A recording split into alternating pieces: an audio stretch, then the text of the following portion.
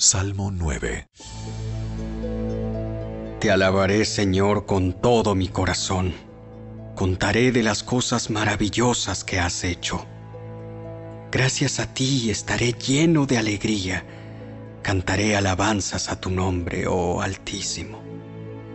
Mis enemigos retrocedieron, tambalearon y murieron cuando apareciste, pues has juzgado a mi favor. Desde tu trono juzgaste con imparcialidad. Reprendiste a las naciones y destruiste a los malvados. Borraste sus nombres para siempre. El enemigo está acabado, quedó en ruinas eternas. Las ciudades que arrancaste de raíz ya pasaron al olvido. Capítulo 25. Abraham volvió a casarse con una mujer llamada Cetura.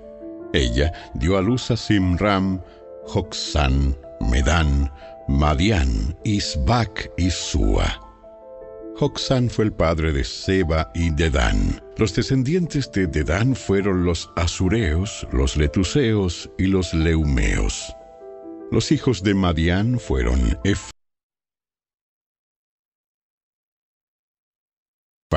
Efer, Anoc, Ábida y Elda. Todos ellos fueron descendientes de Abraham por medio de Cetura. Abraham le dio todo lo que poseía a su hijo Isaac, pero antes de morir, les dio regalos a los hijos de sus concubinas y los separó de su hijo Isaac, enviándolos a una tierra en el oriente.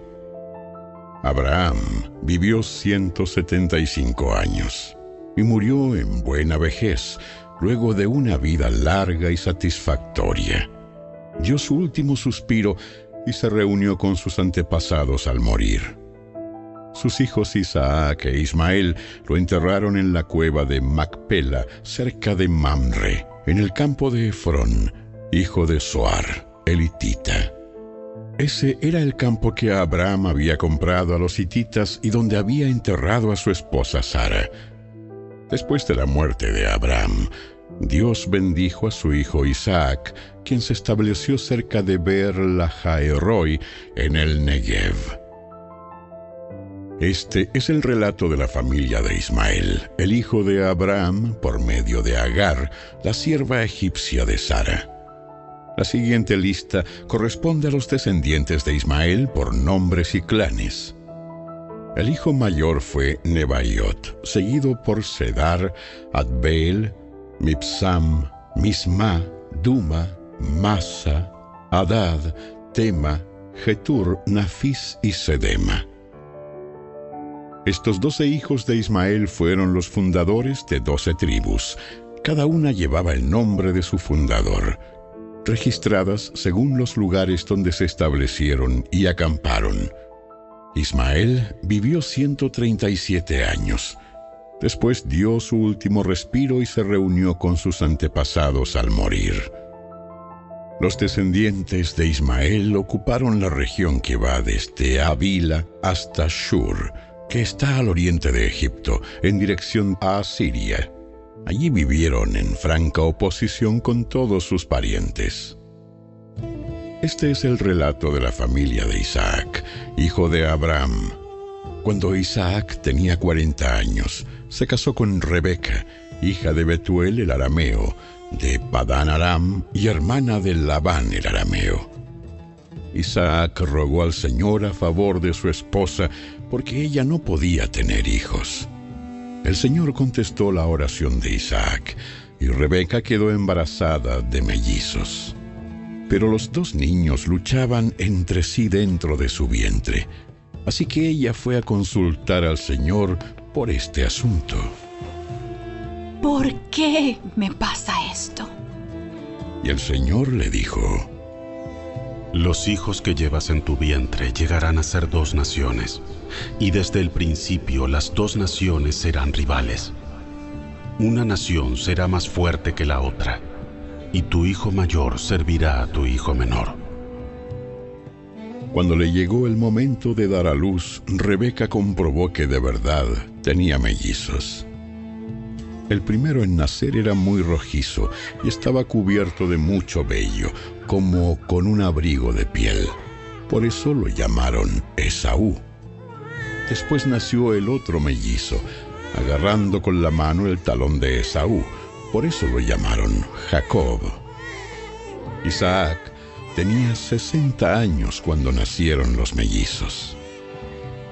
Los muchachos fueron creciendo y Esaú se convirtió en un hábil cazador. Él era un hombre de campo, pero Jacob tenía un temperamento tranquilo y prefería quedarse en casa. Isaac amaba a Esaú porque le gustaba comer los animales que cazaba, pero Rebeca amaba a Jacob. Cierto día, mientras Jacob preparaba un guiso, Esaú regresó del desierto, agotado y hambriento. Esaú le dijo a Jacob: me muero de hambre. Dame un poco de ese guiso rojo. Así es como Esaú obtuvo su otro nombre, Edom, que significa rojo. Respondió Jacob: Muy bien, pero dame a cambio tus derechos del hijo mayor. Mira, me estoy muriendo de hambre. ¿De qué me sirven ahora los derechos del hijo mayor? Pero Jacob dijo: Primero, tienes que jurar que los derechos del hijo mayor me pertenecen a mí. Así que Esaú hizo un juramento mediante el cual vendía todos sus derechos del hijo mayor a su hermano Jacob. Entonces Jacob le dio a Esaú guiso de lentejas y algo de pan. Esaú comió y luego se levantó y se fue. Así mostró desprecio por sus derechos del hijo mayor.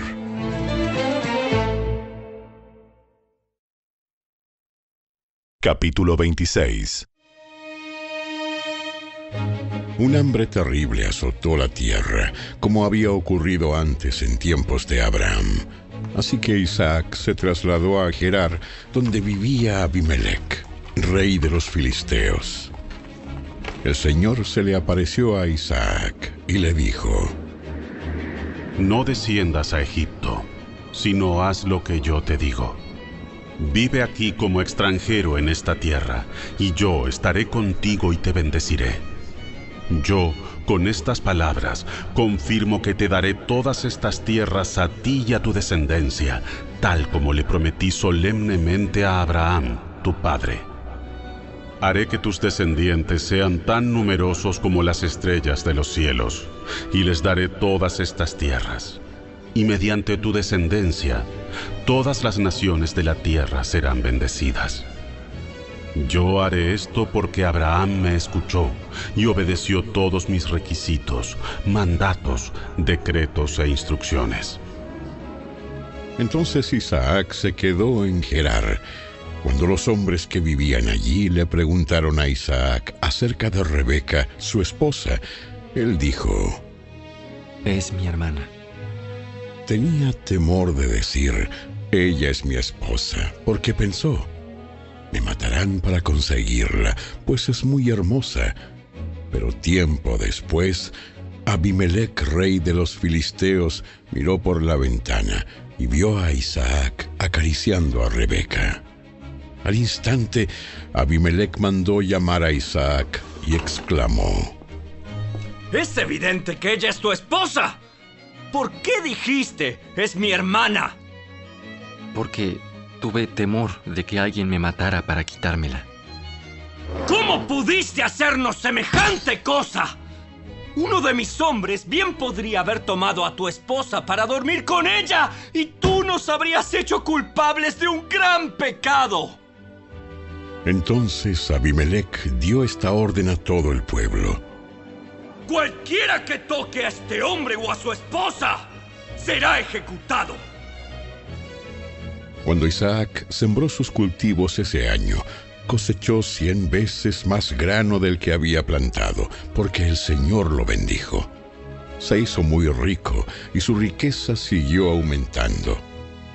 Adquirió tantos rebaños de ovejas y de cabras, manadas de ganado y ciervos, que los filisteos comenzaron a tenerle envidia. Así que los filisteos taparon con tierra todos los pozos de Isaac, Eran los pozos que habían cavado los siervos de su padre Abraham. Por último, Abimelech ordenó a Isaac que se fuera de la región. Vete a algún otro lugar, porque te has hecho demasiado poderoso para nosotros. Así que Isaac se mudó al valle de Gerar y allí armó sus carpas y se estableció.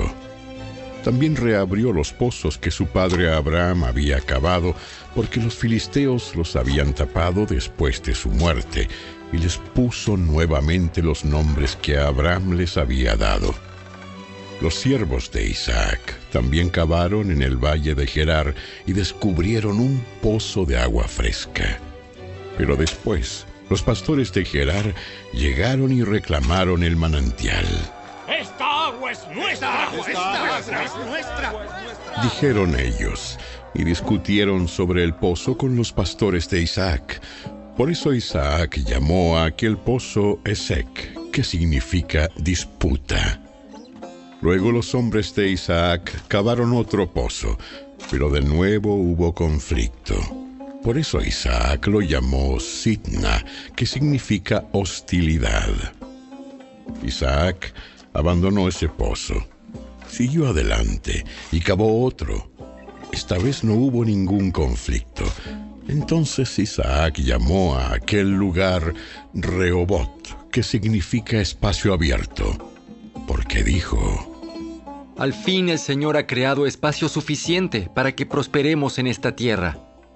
De allí Isaac se mudó a Beerseba, donde el Señor se le apareció la noche de su llegada. Yo soy el Dios de tu padre Abraham. No tengas miedo, porque yo estoy contigo y te bendeciré. Multiplicaré a tus descendientes y se convertirán en una gran nación. Lo haré a causa de la promesa que hice a Abraham, mi siervo. Luego Isaac construyó allí un altar y adoró al Señor. Estableció su campamento en ese lugar y sus siervos cavaron otro pozo.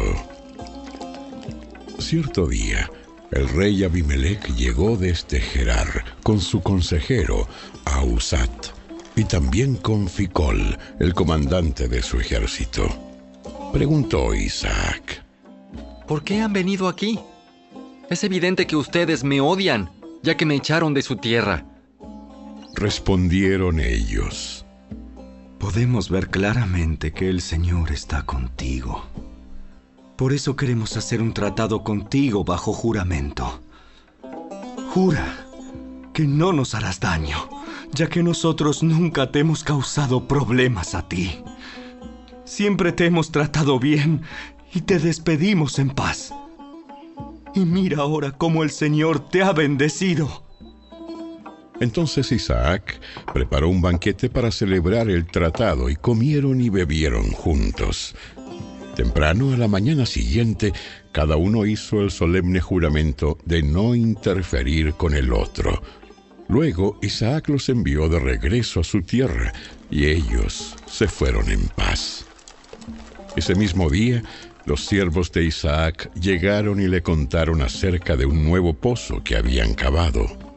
¡Hemos encontrado agua! ¡Hemos encontrado agua! Por eso Isaac llamó al pozo Seba, que significa juramento.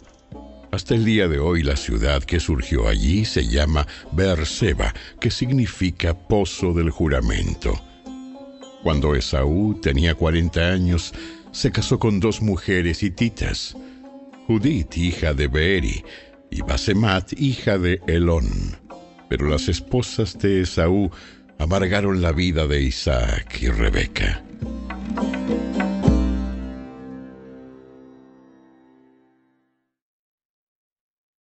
La siguiente es otra historia que contó Jesús.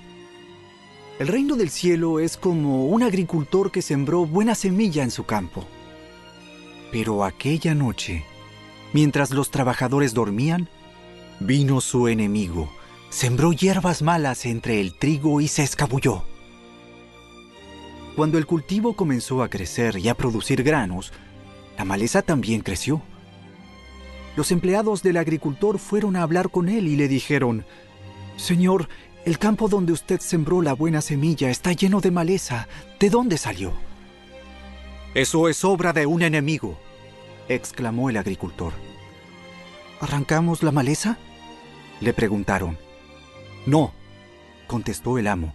Si lo hacen, también arrancarán el trigo. Dejen que ambas crezcan juntas hasta la cosecha. Entonces les diré a los cosechadores que separen la maleza, la aten en manojos y la quemen, y que pongan el trigo en el granero. La siguiente es otra ilustración que usó Jesús. El reino del cielo es como una semilla de mostaza sembrada en un campo. Es la más pequeña de todas las semillas, pero se convierte en la planta más grande del huerto. Crece hasta llegar a ser un árbol y vienen los pájaros y hacen nidos en las ramas. Jesús también usó la siguiente ilustración. El reino del cielo es como la levadura que utilizó una mujer para hacer pan. Aunque puso solo una pequeña porción de levadura en 3 medidas de harina, la levadura impregnó toda la masa. Jesús siempre usaba historias e ilustraciones como esas cuando hablaba con las multitudes. De hecho, nunca les habló sin usar parábolas. Así se cumplió lo que había dicho Dios por medio del profeta. Les hablaré en parábolas. Les explicaré cosas escondidas desde la creación del mundo. Luego, Jesús dejó a las multitudes afuera y entró en la casa. Sus discípulos le dijeron: Por favor, explícanos la historia de la maleza en el campo. El Hijo del Hombre es el agricultor que siembra la buena semilla. El campo es el mundo, y la buena semilla representa a la gente del reino. La maleza representa a las personas que pertenecen al maligno. El enemigo que sembró la maleza entre el trigo es el diablo. La cosecha es el fin del mundo, y los cosechadores son los ángeles. Tal como se separa la maleza y se quema en el fuego, así será en el fin del mundo. El Hijo del Hombre enviará a sus ángeles, y ellos quitarán del reino todo lo que produzca pecado y a todos aquellos que hagan lo malo. Y los ángeles los arrojarán al horno ardiente, donde habrá llanto y rechinar de dientes. Entonces los justos brillarán como el sol en el reino de su Padre. El que tenga oídos para oír, que escuche y entienda. El reino del cielo es como un tesoro escondido que un hombre descubrió en un campo.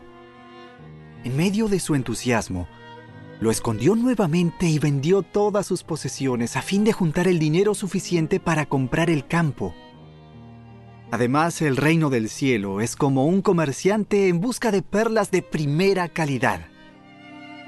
Cuando descubrió una perla de gran valor, vendió todas sus posesiones y la compró. También el reino del cielo es como una red para pescar, que se echó al agua y atrapó toda clase de peces. Cuando la red se llenó, los pescadores la arrastraron a la orilla, se sentaron y agruparon los peces buenos en cajas, pero desecharon los que no servían. Así será en el fin del mundo. Los ángeles vendrán y separarán a los perversos de los justos, y arrojarán a los malos en el horno ardiente, donde habrá llanto y rechinar de dientes. ¿Entienden todas estas cosas? Sí, las entendemos.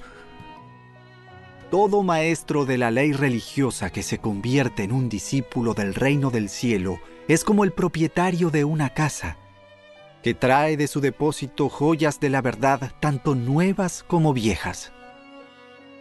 Cuando Jesús terminó de contar esas historias e ilustraciones, salió de esa región. Regresó a Nazaret, su pueblo. Cuando enseñó allí en la sinagoga, todos quedaron asombrados y decían: ¿De dónde saca esa sabiduría y el poder para hacer milagros? Y se burlaban.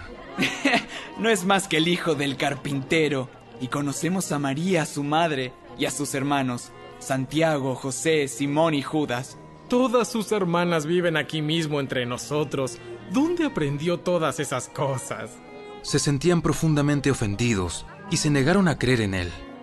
Entonces Jesús les dijo: Un profeta recibe honra en todas partes, menos en su propio pueblo y entre su propia familia. Por lo tanto, hizo solamente unos pocos milagros allí, debido a la incredulidad de ellos.